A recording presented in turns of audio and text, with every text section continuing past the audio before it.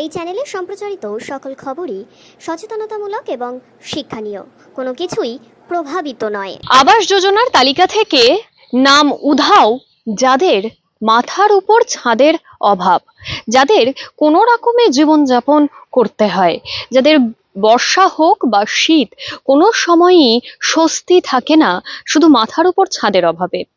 ঠিক সেই কারণেই কিন্তু সরকারের তরফ থেকে মাথার ছাদের ব্যবস্থা করার জন্য একাধিক প্রকল্প চালু করা হয়েছিল, তার মধ্যে এক অন্যতম আবাস যোজনা। তবে এবার দেখা গেল যে আবাস যোজনায় যাদের আবাসের প্রয়োজন তাদেরই নাম নেই। হ্যাঁ, এমন চিত্র উঠে আসছে মুর্শিদাবাদের শামশেরগঞ্জ থেকে। দেখাবো সেই ছবি।